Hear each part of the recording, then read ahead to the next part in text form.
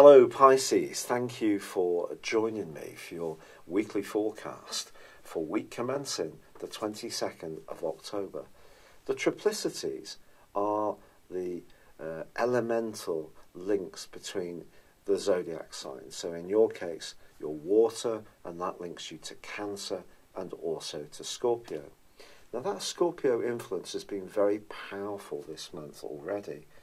This is because Mercury moved into this area on the 10th, but already you had Jupiter, your co-ruler, in this location, where it's been for nearly a year, which has been pushing you to be more explorative and adventurous in your approach.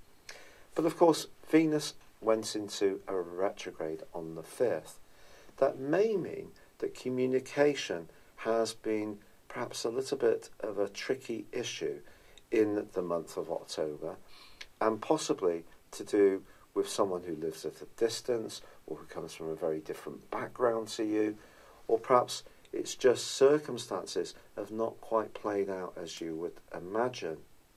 But the Sun enters this sector this week, and therefore this watery triplicity is really given an opportunity to flow. So anything that helps you to feel that you're growing, expanding, that you're embracing a new way of being, you're evolving, and it is going to create a sense of stimulation. Spontaneity may be something that you will appreciate. It's a bit more independence and freedom. If you're interested in higher education, that also can capture your imagination, as can travelling to a place that has real mystique and is very different. So all these things are bubbling around, but there is also a full moon which occurs on Wednesday. And that suggests that something immediately around you, perhaps to do with a neighbour, a sibling, or in your everyday role, could throw up a dramatic way of looking at life which maybe will take you a little by surprise. Perhaps someone's going to present a way of doing things that you're not expecting, but actually you can learn from their frankness. Even if it does seem a little startling at first, it can help to inform the higher views that you're developing with all this ninth house energy. However, this is a week when, with the Sun very close to Venus, it's possible that you can find yourself with your imagination really very vivid. And if you do encounter someone different, the key is not to come to any snap decisions about what they can do and bring into your world. The more open-minded you can be, the better. And this can be particularly true when it comes to the way you approach your health and welfare, your work, your daily life and organisation. If things have been a bit stuck, or you've had a particular way of being and thinking for some time, this is an awesome opportunity to really update things and be much more open-minded, Pisces. It's been a real pleasure being with you. I'd love it if you would like or comment on this video, or if you've yet to do so, please do subscribe to this channel. Thank you. Hello Pisces, thank you for joining me for your monthly forecast for October for the Sun or the Ascendant. I'm edging forwards on the schedule, but still not delivering these quite as much in advance as I would like, but thank you for bearing with me. This month begins with the Sun in the sign of Libra. Mercury's there too. This is an opportunity for you to think, because Libran energy, being air, is very much about the more intellectual processes we go through, to think through the potential for change in your life. Now, change is something that some people welcome gladly, and others of us find more challenging. Perhaps for a lot of people, we kind of go across both. We like a bit of change, but not at such a pace that it feels out of control. But I think you will be thinking about life beneath the surface, particularly in the first 9 days, because Mercury in the 8th house sees you much more concerned with what people mean rather than what they say. So a more penetrating insight can come through Mercury's journey in the first third of this month for you. But the Sun in this area is obviously the heart of our very being. So in a more practical sense, you may be thinking about investments, business, more enterprising strands, property. There may be something to do with real estate that you're juggling. If someone has sadly passed in your world, there may be legacies and wills to sort out. It's also possible that you're talking about the things you share jointly with someone else. So that could be a business enterprise, it could be a very close relationship in a personal context. Now that could be how you make spending decisions together. It could be more how you share intimacy, because the 8th house is about sex and reproduction. But also, on the 2nd day of this month, there is a quarter moon with the sun in Libra squaring up to the moon in Cancer. Is someone being a bit clingy in your world at the moment, Pisces? If they are, and you're finding it hard to breathe, and you're going through some kind of change and they're not quite getting it, you may find that you want to resist them a little bit for a week. Then again, if you're finding the change difficult, are you holding on to something or looking to hold on to something? In a more complex way, there could be a romantic relationship, which is, the green-eyed monster is really showing itself across that week. Just be conscious of that. As ever with astrology, it's not one-way traffic. It's not just how it affects us, it's how we affect other people. That's the fascinating part of it. But you probably have heard about Venus's retrograde this month, and that begins on the 5th. Now, Venus, of course, is the planet of love, and in the 9th house of Scorpio, your sister water sign, it's about the truth of your relationships.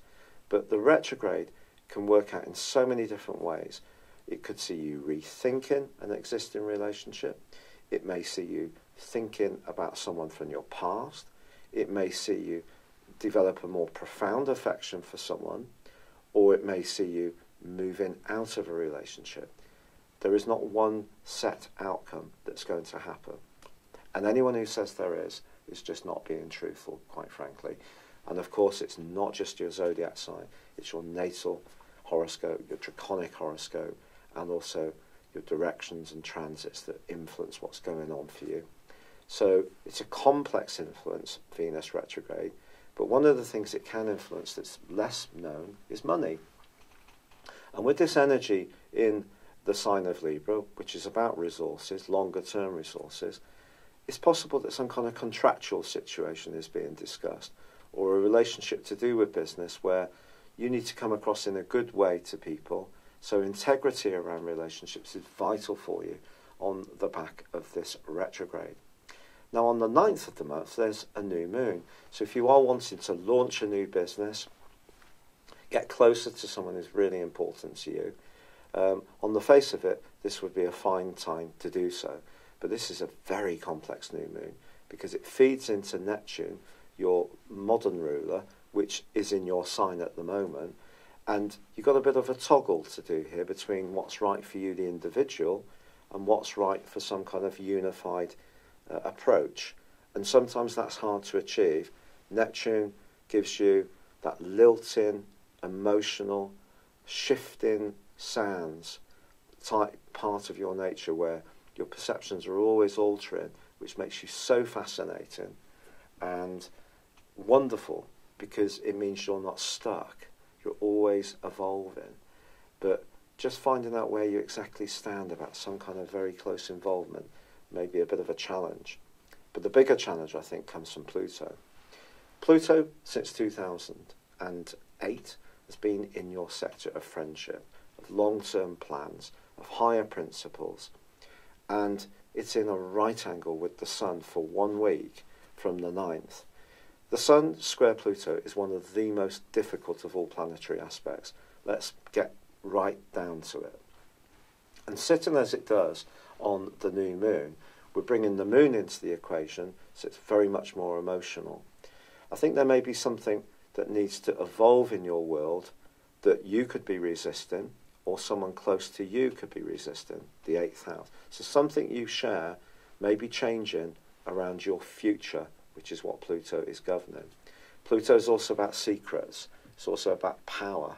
So something is changing and has been for some years. And with Saturn moving into this sector in December the 20th last year, of course Saturn is a much more repressive influence, but Pluto is a much more deep lying agent, if you like. So something deep within you is altering. Something within your circumstances can alter. It may seem as if it's coming from outside of you, but at some level, it's probably good for you, even if it doesn't feel like it. It's really that profound. And this square suggests that something that you aspire to materially might not be good for you in a more spiritual way, or perhaps it's the other way around. You're resisting a more practical approach to life because you want to be more idealistic. So some kind of conundrum that you need to work out there. However, Mercury gives you some support on the 10th because it moves into Scorpio, so it creates a triplicity with your sign. And so knowledge can come from discussion, from research, from reading things, from consulting an advisor. The 9th house rules astrology, actually, technically. So you have an opportunity here to inform yourself through a higher knowledge. And so try to use this, because I do think from the 10th onwards, your month is going to get seriously exciting if you're open to new knowledge. Because Mercury then goes on to forge an amazing angle with Pluto from the 20th through to the 25th, which can help you to make some penetrating connections. You could also travel. You could also link with people who thoroughly understand where you're coming from. But there is a quarter moon on the 16th in Capricorn, so in the 11th house. So once more, this potential for politics around groups or a close involvement is repeated, but just in a different way from the quarter moon of the 2nd. But I think Mercury is going to help you to make sense of it all. And then the Sun moves into Scorpio on the 23rd. And this is really going to be a critical phase of this month, because however much we talk about Venus's retrograde, it's when its rewind meets with the Sun, which occurs around about the 23rd, 24th, that you have a conjunction there which is so potent, because the pair are going to be in opposition with Uranus. Now, I haven't mentioned Uranus so far, but Uranus, of course, was squaring up with Mars from the middle of May through to the end of last month. Now, fortunately, that's come to a close. That was creating a lot of nervous energy, a lot of tension, a lot of psychological rumblings for you, I feel. And it could have been linked to unseen attitudes, unresolved dramas from the past that were working their way into the open. Perhaps you were more outspoken, but not always understanding why it was. Your thinking may have been revved up. Your nervous system physically being a bit on edge. But, you know, although Mars is not aggravating Uranus at the start of this month in the same way, it is squaring with Venus the first 2 weeks of October. So I still feel that some essential truth is going to be evolving for you around a relationship which may not be easy to digest. But from the middle of the month, that square comes to a close. Venus then meets up with the advancing Sun, and it just depends how much you want to embrace the concept of a higher truth. That's not saying that you're resisting it. We all go through periods, don't we, where we can be open and we sort of get some fantastic light bulb moments about who we are, how we operate. Living in the present becomes more easy, and then other times we can get distracted because life has so many different pressures these days in much more complex ways. But I do feel that you can go through an enriching period, but it does require you to kind of let go of how your expectations may have been at the start of this month, because something new can come in, but it may require change, some fundamental change. And if you're someone who likes a degree of change and is open to new ideas, but at the same time, like most of us, some kind of permanence or stable structure or routine to your world, I think it could be set for a massive change. And it may, quite frankly, be linked to your health or your work. Now, this change may be because so many new concepts are flooding in for you that inform you. And the critical point of this whole month, I think, is going to be the 26th, because then there's a full moon. And this full moon is in the sign of Taurus. And this is going to give you such a spark. There's going to be a real sense of stimuli. If you have got friends that you're extraordinarily fond of, but they tend to be very predictable and dull, don't hang around with them around the 26th, because you won't get much from it. You need to be with people who really charge you up, who excite you, who give you all sorts of fresh stimuli and impetus. But it could be that you could find that your nervous system is quite revved up, because so much is pouring in. The chance to suddenly travel, to go on a course, to have your voice on local radio or in local newspaper, to, if you have a blog, to say something that attracts a lot of interest. You may find that you're much more outspoken in a way which is very liberating, even if you know it's going to rock the boat. But some kind of crescendo is going to be reached on the back of that full moon. And part of this comes from the fact that there is a grand fixed cross that's going to be activated around about that time, from the 23rd to the 26th, which is going on between the North Node, the point of destiny in Leo, which has been since May 2017, activating your health sector and also work, but also the more psychological sector of your world has been activated by the South Node, which is to do with karma. And all this comes up to a boil at this point. Because it's fixed, we can try to resist it, but the way it's manifesting in your horoscope suggests change. So the more you try to resist it, the greater the pressure will be, I feel. So it's kind of like embracing the Jupiterian traditional rulership of your sign, which is about optimism, and it's about knowledge, and it's about confidence, it's about faith, it's about spirituality, whether in a modern context or a more traditional religious context, that something evolves for a reason. It's karma.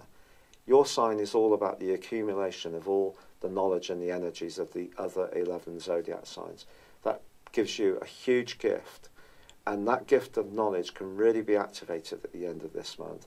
But it could mean that some ways that you've been need to change, need to be updated, need to be shook up. So it's a bit like getting the Tower card in tarot. If you like tarot and you get the Tower card, it's always a bit of a foreboding card to get, isn't it? It's almost like things are shook up where we don't necessarily have full control. But very often something very good follows after the tarot, after the Tower. You're coming into the sunlight of your knowledge and your ability to shift, to not be fixed. So if anyone can deal with this fixed grand cross, well, it's going to be you. And because of that conjunction between the Sun and Venus, so Venus may be retrograde, but it's given you the opportunity to rethink your knowledge around relationships. So you need relationships that are based on truth. That's the bottom line. And the most important relationship we ever have in life is with ourselves. So it's a very profound month, I feel, Pisces, packed full of opportunities. Yes, there may still be some things to do with the past that you're evolving through, coming to terms with. But there's so much excitement building up to burst out, to revitalise your world in a much more exciting, stimulating, spontaneous and knowledgeable way. Wow. I wish you so much good luck with it. I'm still battling away with the rheumatoid arthritis. I'm so grateful for all the kind suggestions and lovely comments that I've had. I've embraced an enormous amount of natural approaches. At the moment, it's not preventing the rheumatoid arthritis. The consultant thinks I've got a very aggressive form of it, but obviously I'm trying to do everything to bring the inflammation down in my system. But I'm so grateful for your support. I hope you have a lovely October. Thank you so much for joining me. I'd love it if you would comment or like this video, or if you've yet to do so, please do subscribe to this channel. But for now, good luck and goodbye. Hello, thank you so much for watching my video.